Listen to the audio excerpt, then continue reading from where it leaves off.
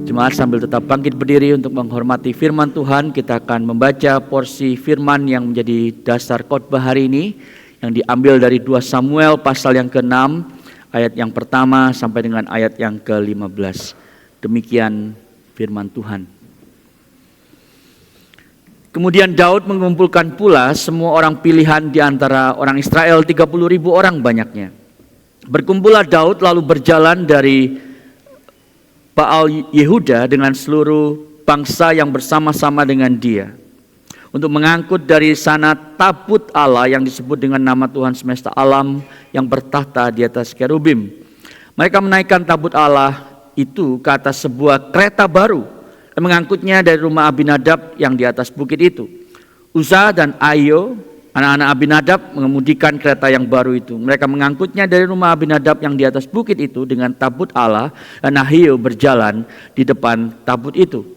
Daud dan segenap kaum Israel menari-nari di hadapan Tuhan dengan sekuat tenaga, diiringi nyanyian, kecapi, gambus, rebana, kelentung, dan ceracap. Ketika mereka sampai di tempat pengirikan Nahon, Uza mengulurkan tangannya kepada tabut Allah itu serta memegangnya sebab lembu-lembu itu tergelincir. Maka bangkitlah murka Tuhan terhadap Uza. Allah menghajarnya di sana karena keledorannya itu, sehingga ia mati di sana dekat tabut Allah itu. Daud menjadi marah karena Tuhan telah menyala terhadap Uza. Maka tempat itu sampai sekarang disebut Peres Uza.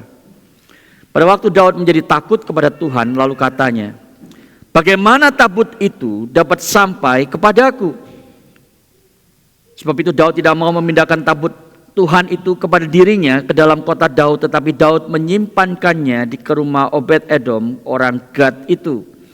3 bulan lamanya tabut Tuhan itu tinggal di rumah Obed-Edom orang Gad itu, dan Tuhan memberkati Obed-Edom dan seisi rumahnya. Lalu diberitahukanlah kepada Raja Daud demikian, Tuhan telah memberkati rumah Obed-Edom dan segala yang ada padanya karena tabut Allah itu. Lalu Daud pergi mengangkut tabut Allah itu dari rumah Obed-Edom ke kota Daud dengan sukacita. Dan ketika pembawa tabut Tuhan itu telah maju 6 langkah, ia berkorban seekor lembu dan seekor anak lembu gemuk. Dan Daud menari-nari di hadapan Tuhan dengan sekuat tenaga. Ia berbaju efod dari kain lenan. Demikianlah Daud dan seluruh kaum Israel mengangkat tabut Tuhan itu dengan bersorak dan bunyi sangkakala. Demikian jauh pembacaan firman Tuhan. Silakan duduk jemaat sekalian. Happy Father's Day kepada Anda yang adalah ayah di sini, secara biologis maupun spiritual. Dan selamat datang kepada Anda yang sudah hadir dalam ibadah ICC Melbourne. Thank you for attending the service. Dan khususnya kepada Anda yang pertama kali hadir dalam ibadah ini. Saudara, saya ingin bertanya, apakah Anda pernah melihat gambar nuclear power plant? Tolong dibantu slide-nya, ini dia. Saudara, nuklir ini adalah energi itu ya, adalah zero emission katanya. Footprint-nya itu kecil dibanding clean energy source yang lain, jadi sangat-sangat berguna, saudara. Tetapi kalau tidak dilakukan segala protokolnya, kalau di mishandle akan menimbulkan bahaya besar. Ada radioactive waste, bahkan ada nuclear reaction yang sangat berbahaya, seperti tragedi Chernobyl yang pernah terjadi, saudara. Kenapa? Karena protokolnya tidak dihiraukan, tidak diikuti, maka reaktor tersebut menjadi sangat-sangat mematikan. Bukan karena nuclear power itu sendiri jelek, tetapi karena nuclear power itu sangat-sangat powerful. Saudara, hal yang sama bisa dikatakan tentang Tuhan Allah. Dia adalah life giving, tapi juga life threatening. Dia life giving karena Tuhan kita itu kasih adanya. Tetapi dia juga Allah yang berbahaya karena kesuciannya tidak bisa bercampur dengan keberdosaan kita. Itu sebabnya saudara, kadang saya berpikir di gereja-gereja kita mestinya di depan pintu itu ada stiker kuning kira-kira gambarnya seperti ini, saudara.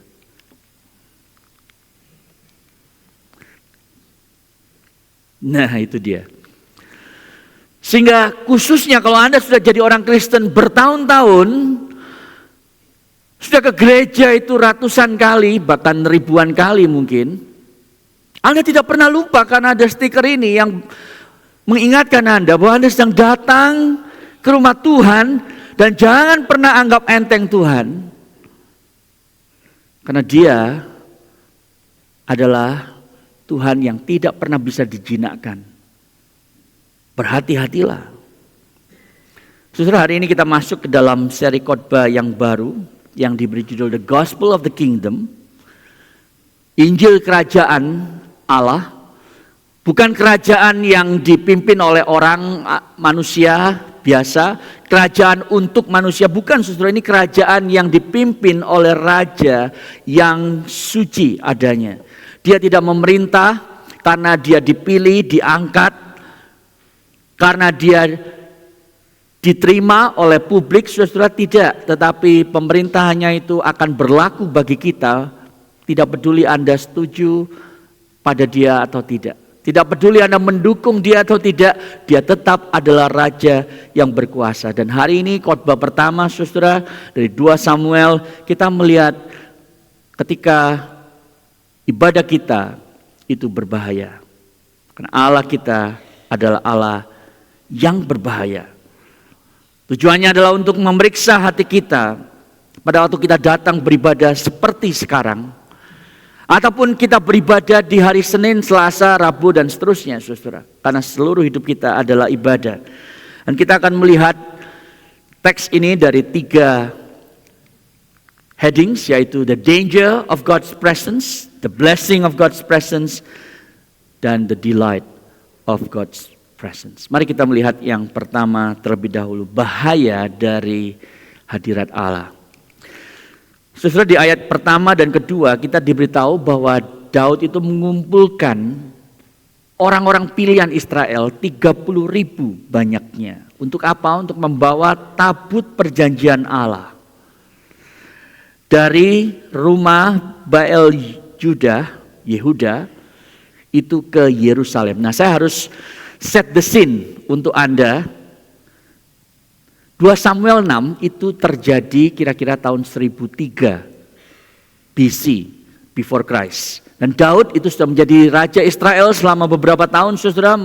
Dia menyatukan suku Israel dari utara dan selatan, dan kemudian dia membangun pusat ibu kota kerajaannya di Yerusalem.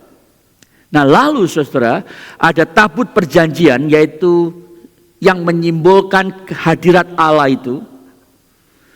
Dia ingin agar tabut ini kembali menjadi pusat penyembahan dari orang Israel. Karena tabut ini, saudara, direbut secara paksa oleh bangsa Filistin. Dan kemudian karena tabut ini ternyata mendatangkan kutuk bagi bangsa Filistin, saudara, mereka mengembalikan ini dan tabut itu berdiam di rumah Abinadab sekitar 20 tahun sebelum 2 Samuel 6. Nah, Daud kemudian setelah menjadi raja, dia ingin membawa tabut ini kembali di tengah-tengah bangsa Israel agar Allah itu menjadi fokus bangsa Israel. Agar kemuliaannya itu ada di tengah-tengah bangsa Israel, di tengah-tengah orang-orang Israel. Saudara, maksudnya baik, tetapi ada masalah yang kemudian terjadi, yaitu pada waktu tabut itu ditransportasi kembali ke Yerusalem. Nah, saya harus mundur lagi sedikit, khususnya bagi Anda yang baru pertama kali, belum lama at least, jadi Kristen. Ya, dan mungkin Anda perlu tahu kenapa sih cerita perjanjian lama itu ngejelimet. Sebetulnya memang ngejelimet sih, tapi tidak terlalu memusingkan kalau Anda pernah membaca Alkitab dari awal sampai akhir. Makanya saya sangat mengencourage Anda untuk melakukan itu. Nah, saudara, waktu Allah ingin ketemu dengan umatnya, saudara, di padang gurun itu, saudara, dia meminta Musa untuk membangun tabernacle. Ya, Nah saudara, kemah perjanjian itu gambarnya menurut ESV Study Bible, itu source where I got this picture, itu kira-kira seperti ini saudara. Ya, Douglas Stewart dalam komentarnya itu mengatakan bahwa ini seperti rumah Allah,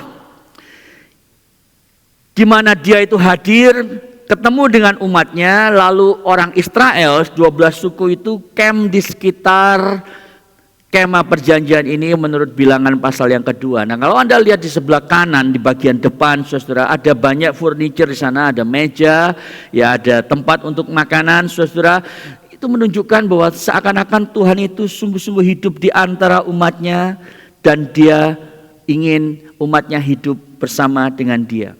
Tapi yang penting yang kita perhatikan di sini adalah di sebelah kiri, ya. Itu adalah ruang Maha Kudus. The back room is called the Holy of Holies, di mana Yahweh itu sendiri turun dan hadir untuk ketemu dengan umatnya, saudara. Itu sebab Anda perhatikan kalau Anda membaca perjanjian lama dengan baik, semakin ke kiri, saudara, perabotnya itu semakin mulia, ya, dari bronze menjadi silver menjadi gold. Dan di tempat yang paling kiri itulah di Holy of Holies itu tabut perjanjian diletakkan. Hanya satu orang sekali setahun bisa masuk ke sana untuk mengadakan korban, yaitu imam besar. Nah saudara, pada waktu Musa disuruh Tuhan untuk buat tabut perjanjian ini saudara, ukurannya itu sangat-sangat ditentukan oleh Tuhan, ya. Jadi kira-kira 1,15 meter kali 0,68 meter kali 0,68 meter. Nah, sudah tahu di dalam tabut perjanjian itu ada 10 perintah Allah yang ditulis di atas 2 loh batu itu. Dan kalau Anda melihat secara lebih dekat lagi gambar tabut perjanjian saudara, itu ada 2 pole, ya, 2 tongkat untuk mengangkat tabut perjanjian itu. Kalau tiang awan pindah, maka orang Israel harus pindah juga. Nah saudara, di atas tutup tabut perjanjian itu dikatakan, kalau Anda lihat di gambar itu, ya, ada yang disebut sebagai mercy seat, dan di sana ada 2 malaikat saudara, dan mercy seat inilah melambangkan tahta Allah. Dan di sanalah saudara, di antara 2 sayap malaikat itu, the glory of God, the Shekinah glory of God, kemuliaan Allah itu turun kepada bangsa Israel. Saudara, ini melambangkan inisiatif Allah untuk bertemu dengan umatnya, namun dia kudus adanya, sementara umatnya itu tidak. Itu sebabnya saudara, semua ritual yang dilakukan bangsa Israel pada waktu itu untuk mereka sadar siapa Tuhan yang mereka sembah, dan bagaimana mungkin mereka bisa ketemu Tuhan kalau mereka tidak kudus adanya. Nah, kita kembali ke 2 Samuel. Ketika Daud menjadi raja, dia ingin agar kehadiran Allah itu menjadi sentral dalam hidup bangsa Israel, saudara. Itu sebabnya dia membawa tabut itu kembali, dia bawa pasukannya, orang-orang terpilih 30.000 banyaknya. Lalu mereka itulah kemudian yang mengadakan festival ibadah yang luar biasa besar saudara, dengan berbagai macam alat musik. Tapi yang menjadi masalah kemudian, tabut itu ditaruh di atas sebuah kereta yang baru, a brand new cart, yang diangkut oleh seorang yang bernama Uza dan Ahio, 2 anak Abinadab saudara. Jadi dengan kata lain, mereka itu pakai teknologi baru, ya, tidak mau lagi pakai pole itu yang diletakkan di antara tabut perjanjian, tapi diangkut di atas kereta. New technology, big production, amazing vibe, semua orang nyanyi, bahkan Daud dikatakan menari-nari dengan segala tenaganya. Tapi Tuhan tidak impress. Dan Anda lihat di sana, pada waktu Anda membaca ayat-ayat tersebut saudara, di ayat yang ke-7 misalnya, Tuhan tiba-tiba hadir, tetapi tidak seperti dugaan dan ekspektasi Daud. Dia membunuh Uza. There and then. Saudara, pada waktu kita membaca ayat-ayat seperti ini, God struck him down. Biasanya orang modern itu punya dua reaksi, saudara. Kalau Anda bukan orang Kristen, ketika membaca kitab seperti ini, lalu Anda bilang begini, ya inilah alasan kenapa saya nggak mau jadi Kristen. Mana mungkin saya bisa percaya pada Tuhan yang seperti ini, yang semena-mena, yang sangat tidak predictable, yang sangat tidak toleran terhadap mereka yang melanggar hukumnya. Dia itu bersikap seperti seorang tiran yang sangat volatile, meletup-letup kemarahannya. Mengingatkan Anda pada seorang presiden tertentu mungkin. Itu sebab saya nggak mau percaya Tuhannya orang Kristen. Saudara, itu reaksi banyak orang-orang yang tidak mau percaya Yesus. Yang kedua, saudara, mungkin yang Kristen seperti Anda misalnya, yang sudah bertahun-tahun jadi Kristen, Anda bilang sih, ini loh sebabnya saya tuh percaya Tuhan memberkati orang yang menjaga hukumnya, yang mentaati hukumnya. Lalu dia akan menghukum orang-orang yang melanggar hukumnya. Jadi kekristenan itu bagi saya adalah tentang mentaati hukum Allah. Taat diberkati, tidak taat dipukul Allah, dihukum Allah, dikutuk Allah. Itu kekristenan bagi saya. Saudara, dua-duanya salah. Dua-duanya tidak benar, saudara.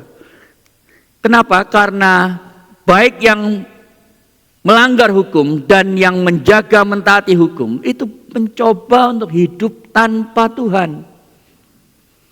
Yang satu tidak peduli dia, yang satu itu seakan-akan mengontrol Tuhan, remote control itu dia pegang di tangannya. Lalu dia bilang begini, Tuhan ini sebetulnya gampang kok ditebak. Taat saja, dia pasti berkatnya melimpah 2 kali lipat at least. Tapi tidak taat, dia akan mengutuk dan menghukummu. Kalau gitu cara mengontrol Tuhan itu gampang, pancing dia dengan ketaatanmu. Pancing dia dengan kesalehanmu. Pancing dia dengan semua pelayanan kamu di gereja. Maka dia akan memberkatimu. Usahamu jadi sukses, jodoh jadi enteng gitu ya. Ujian jadi lulus semua. Saudara, kalau begitu siapa yang jadi Tuhan? Tuhan hanya jadi penguat untuk Anda mencapai apa yang Anda inginkan.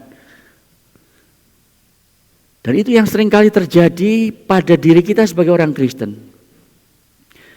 Tanpa kita sadar bahwa sebetulnya ada gap yang sangat besar antara Tuhan dengan kita. Saudara, saya ingin beritahu Anda bahwa Uza itu tidak mati karena dia itu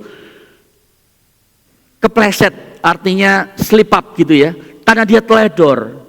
Karena dia cuma refleks. Jadi pada waktu tabur itu dibawa, lalu ada tempat threshing floor itu memisahkan antara gandum dengan kulitnya. Lalu karena licin, saudara, lembu-lembunya tergelincir, dan pada waktu dia lihat tabur itu mau jatuh, dia langsung pegang sendiri, saudara. Itu kan refleks. Tapi dia mati bukan karena itu. Dia mati, saudara, bukan karena dia itu melanggar saat itu saja, tetapi karena the whole thing has been a great violation. Saudara, isunya adalah masalah transportasi seperti yang saya tadi katakan. Ada 3 hal yang muncul di sana. Kenapa ini semua adalah pelanggaran terhadap perintah Allah? Karena yang pertama, tabut itu seharusnya dibawa bukan dengan kereta yang baru. Allah tidak mau teknologi baru dipakai. Karena dia dengan literal dan jelas memberikan kepada Musa aturan dalam kitab Keluaran, saudara, di 25 bahwa tabut itu harus dibawa dengan poles, dengan tongkat yang ada di sana. Yang kedua, saudara, yang boleh bawa hanya orang Lewi. Yang ketiga, kalaupun bawa, saudara, tidak boleh pegang. Nanti mereka mati. Jadi, isunya bukan apa yang Uza lakukan, tetapi karena hatinya. It's not about his hand, but it was his heart.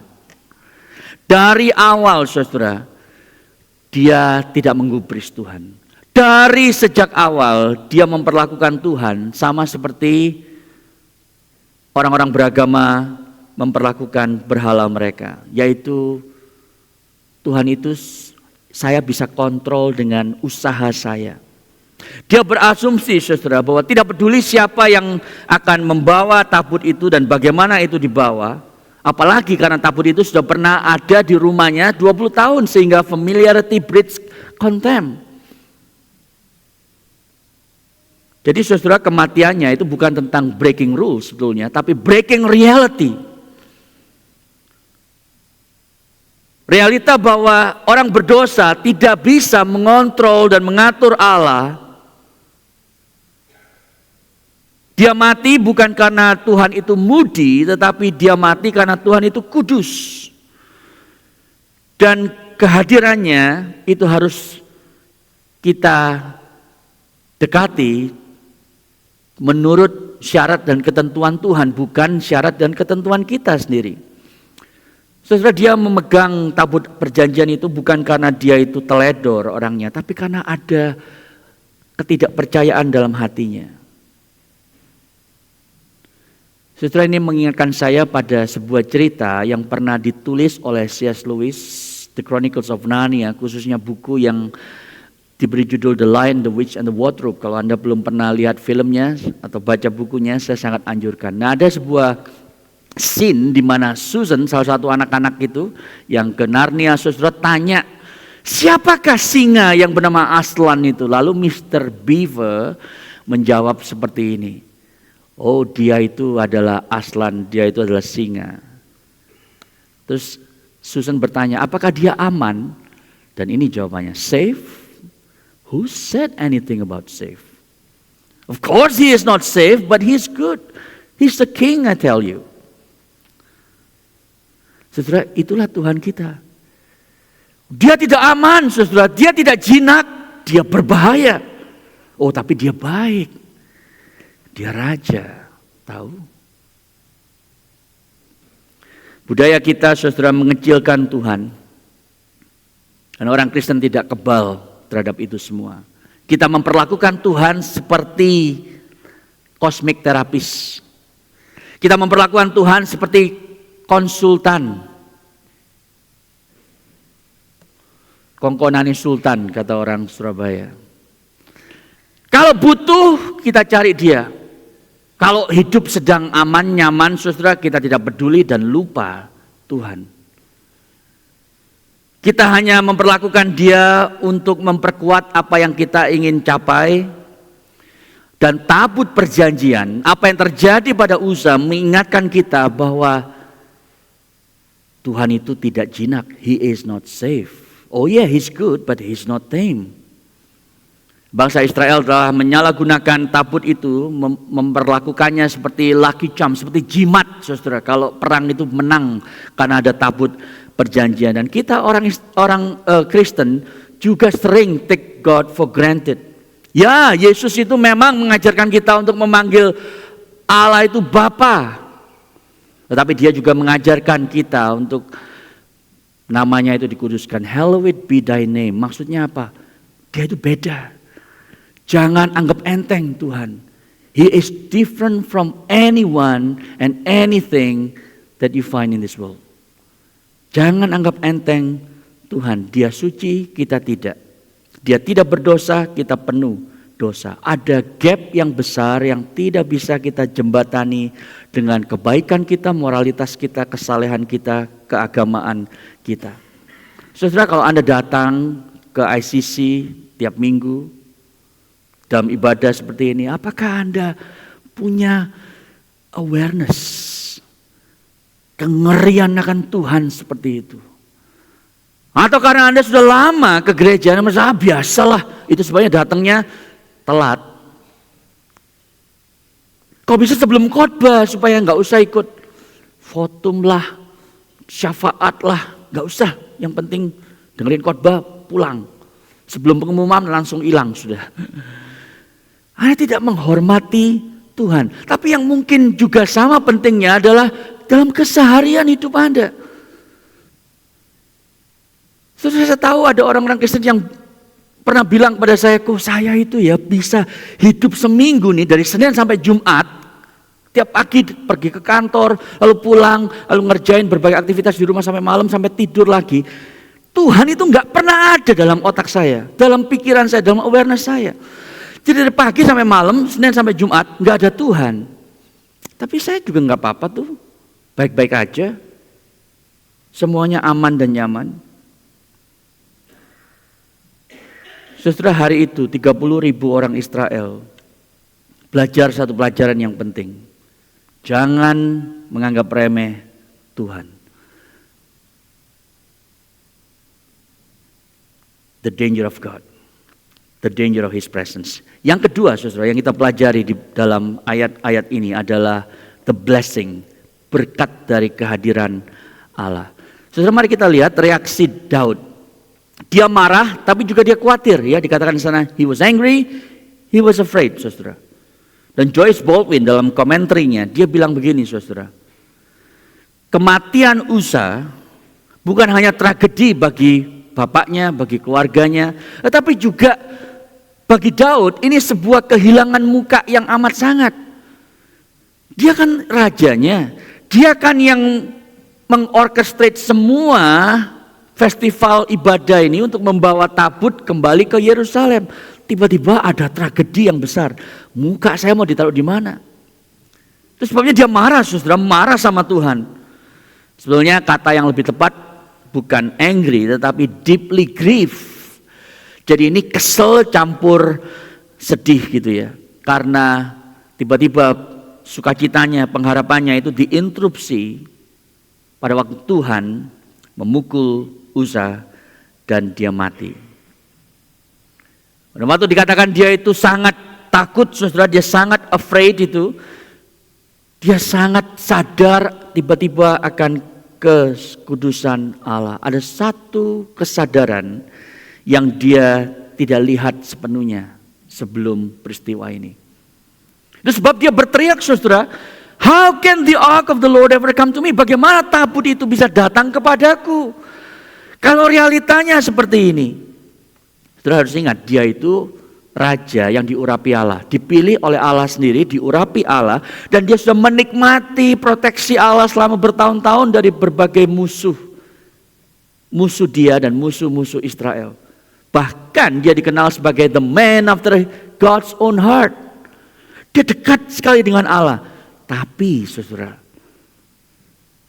baru di saat inilah dia berhadapan dengan sebuah realita bahwa kedekatannya dengan Allah itu seringkali membuat dia itu mengentengkan Allah, menganggap sepi kemurahan Allah. Oh ya, Allah sih saya udah kenal. Yesus sih teman baikku. Kan ada lagunya, nanti kita nyanyikan. What a friend we have in Jesus. Oh itu mah sahabat baik. Jadi kita sembarangan dengan Yesus. Saudara, Daud pernah menulis di Mazmur 27 ayat yang keempat. Satu hal telah aku minta pada Tuhan. Apa itu? Diam di rumah Tuhan seumur hidupku dan menikmati baitnya. Saudara, dia kepengen untuk menikmati Tuhan dalam arti yang sesungguh-sungguhnya. Dan di saat itulah dia sadar bahwa dia belum, saudara. Dia sadar pada saat itu bahwa tanpa pengalaman yang real, yang mendalam bersama dengan Tuhan dalam kehadirannya, dia tidak akan bisa survive sebagai seorang raja. Saudara, dia ingin kehadiran Allah itu menjadi kekuatan dia. Kekuatan dia bukan lagi sukses, bukan lagi kuasa yang dia miliki sebagai raja, tapi karena Allah beserta dengan dia.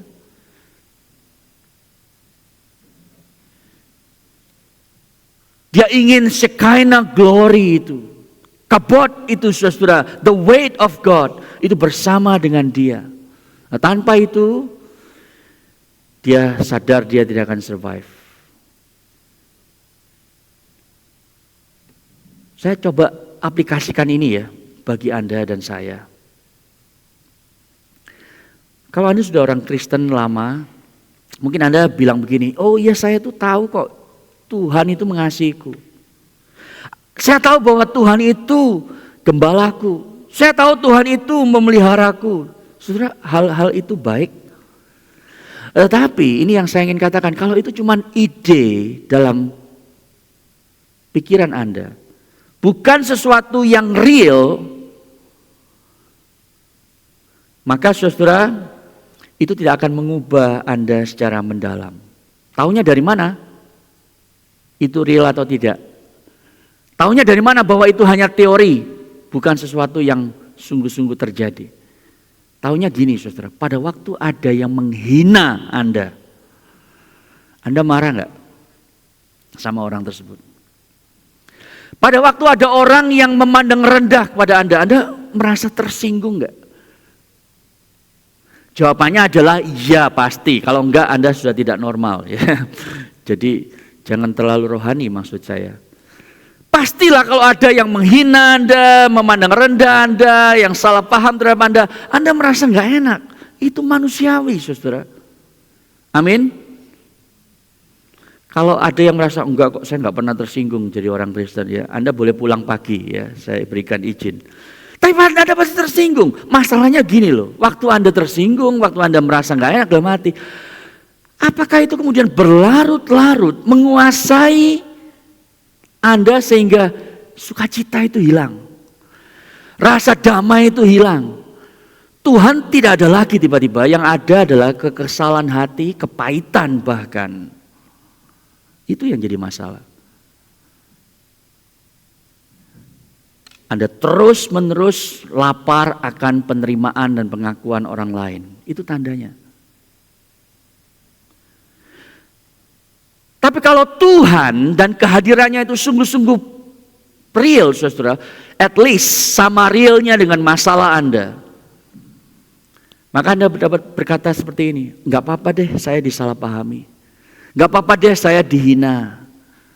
Memang sakit sih, sakitnya di sini, tapi it's okay. Pribadi yang paling penting di seantero jagat raya ini tidak pernah salah paham terhadap saya, dan dia mengasihi saya, dan dia mengasihi saya sebegitu dalam sampai dia mau mati bagi saya. Itu sebab waktu saya dihina memang sakit, tapi it's okay. Karena apa yang dia katakan tidak terlalu penting bagi saya. Yang terpenting dalam hidup saya adalah Kristus Yesus, dan dia sudah menerima saya. Waktu saya masih benci dia, waktu saya masih tidak peduli dengan dia. Saudara, kalau Anda terima WA message gitu ya dari satu orang yang bilang you are amazing, lalu kita senyum-senyum sendiri gitu kan. Iya sih, jelek-jelek begini gue lumayan gitu ya. Tapi coba bayangkan kalau yang mengatakan itu bukan seorang teman saja, tapi orang yang terpenting dalam hidup Anda. Mungkin suami atau istri, mungkin orang tua Anda, mungkin bos Anda, lalu dia bilang di depan Anda, saya mau kasih tahu ya, saya itu sangat bangga kepada kamu karena apa yang kamu sudah lakukan. Itu sebabnya saya selalu akan mengasihimu, mendukungmu, membantumu, apapun yang kamu butuhkan, saya selalu siap. Saudara, kalau yang ngomong itu adalah orang yang terpenting dalam hidupmu, efeknya akan beda daripada hanya seorang teman yang ngomong. Bedanya di mana, saudara? Karena Anda akan sekarang memiliki keyakinan bahwa Anda bisa berhadapan dengan semua tantangan dalam dunia ini. Karena orang yang paling mengasihi saya itu ada di pihak saya dan selalu siap membantu saya. Saudara, demikian juga halnya dengan Daud.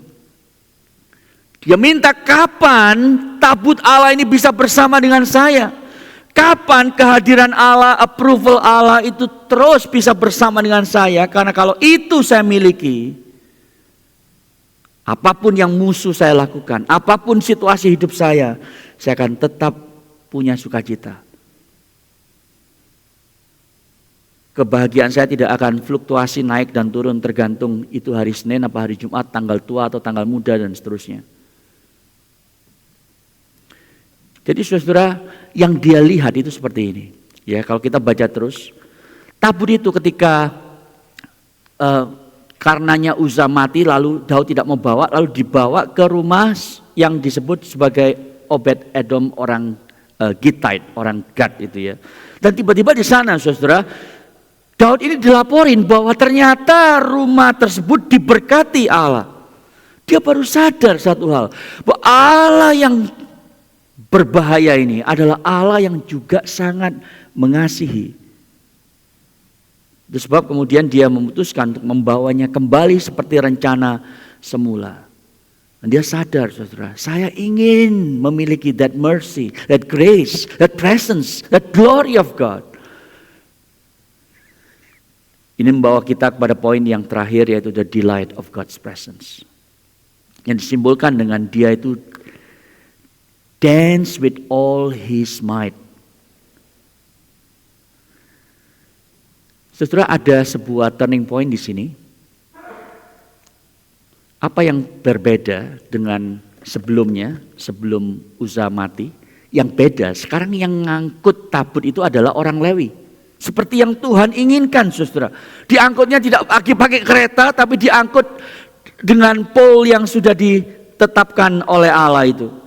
Lalu Daud membuat persembahan kepada Allah sebagai thanksgiving-nya, dan dikatakan di sana dia kemudian dance with all his might. Saya ingin tanya kepada Anda, apa bedanya waktu dia menari itu ya, di pasal ayat 14 sama ayat yang kelima? Ayat yang kelima dia juga menari-nari dengan luar biasa. Ayat 14 juga menari-nari dengan luar biasa. Sudah tahu ada lagu dulu zaman jadul ya, zaman saya remaja itu terkenal sekali. Kalau roh Allah ada di dalamku. Siapa gimana? Ku kan menari seperti Daud menari. Kayak apa saudara menarinya?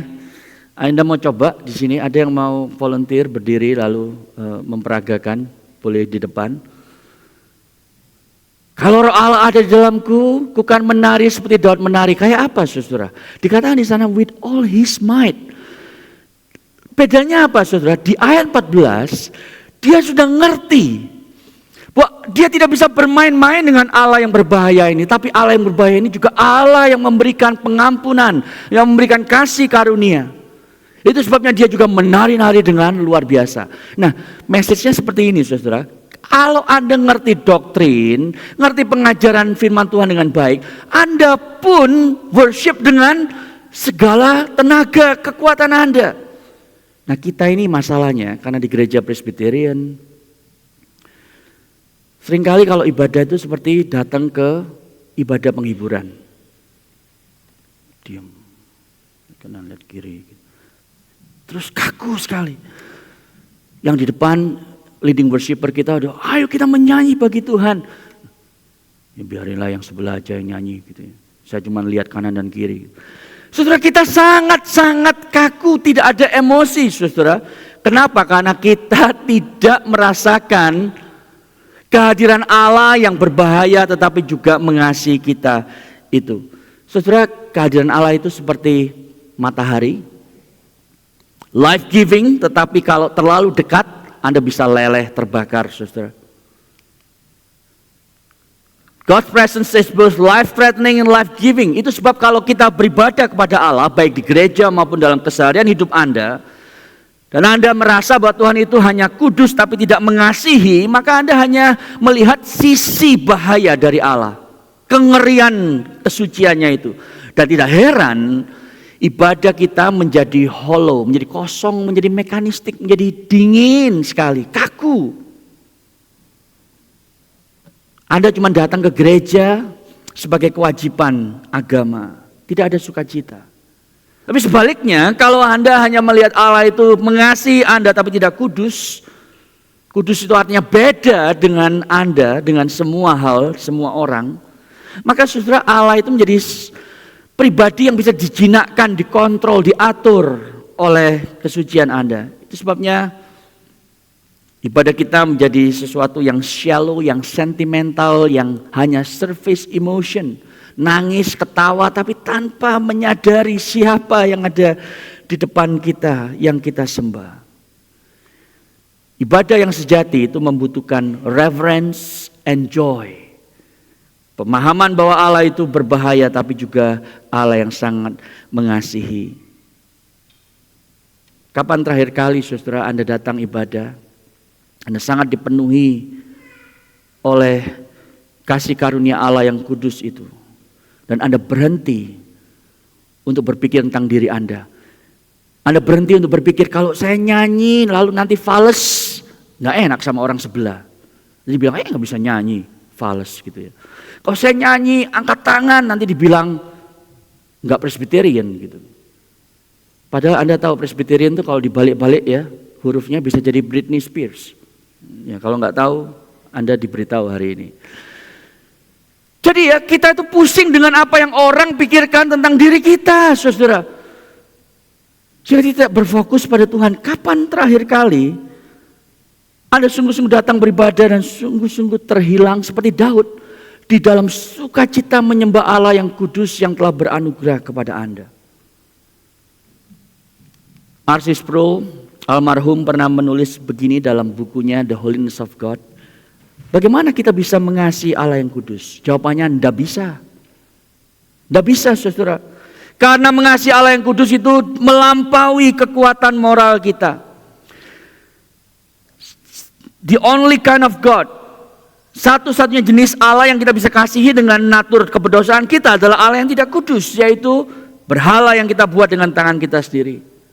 Kecuali Allah sendiri yang hadir dalam hati kita, yang merendahkan dirinya dalam kasih karunia-Nya untuk mengubah hati kita, kita tidak akan pernah mau datang kepada Allah yang kudus karena Dia mengerikan, karena Dia berbahaya, saudara. Kenapa Daud yang tadinya itu sangat ketakutan, lalu sekarang itu dia menari-nari dengan segenap kekuatannya? Karena sekarang dia sadar bahwa gap antara Allah dan manusia berdosa seperti dia itu dapat dijembatani oleh kasih karunia Allah. Itu loh tandanya hati yang sudah diubahkan oleh Injil Kristus. Saudara, cerita ini menunjuk kepada Kristus. Kematian Uza itu menunjuk kepada kematian seorang pribadi yang lain, yang mati dengan sukarela bukan karena dosanya tetapi karena dosa kita. Tidak ada tempat lain yang dapat menggambarkan the danger and the blessing, bahayanya dan berkat Allah itu sendiri sejelas salib Kristus Yesus. Dan di atas salib yang beautiful and terrible at the same time itu, the absolute holiness of God and the transforming grace and love of God itu bertemu menjadi satu. Di atas salib itulah kesucian Allah menghakimi dosa, namun juga belas kasih Allah mengalir kepada orang-orang berdosa. Di dalam Kristus, saudara, Allah yang kudus itu, yang mengerikan itu sekarang menjadi Bapa kita yang menerima dan menyambut kita. Allah yang tadinya berdiam di atas tabut perjanjian itu sekarang berdiam di dalam diri Anda dan saya melalui Kristus. Jadi saudara, tantangan yang saya ingin berikan kepada Anda, apakah Anda menginginkan Tuhan yang hanya menyetujui agenda Anda, yang membangun kerajaan Anda, yang mendukung apapun yang bisa membuat Anda itu merasa bahagia sementara? Atau Anda ingin Allah yang real, yang berbahaya tapi juga yang mengasihi Anda? Karena itu Dia akan berkata tidak, mendisiplin Anda, menghukum Anda, tetapi juga sekaligus Allah yang sudah mengutus anaknya untuk mati bagi Anda. Mari kita berespon kepadanya di dalam doa. Baik Anda yang sudah lama jadi orang Kristen maupun Anda yang belum Kristen, datanglah kepada Dia pertama kali. Gemetar di tengah-tengah hadiratnya yang maha kudus itu, namun juga terpesona dengan pengorbanan Kristus Yesus. Dan kita bersukacita di hadapan hadiratnya, menari-nari seperti Daud menari, karena Sang Maha Kudus itu ada di tengah-tengah kita dan di dalam kita karena Kristus. Mari kita datang kepadanya di dalam doa. Mari kita berdoa.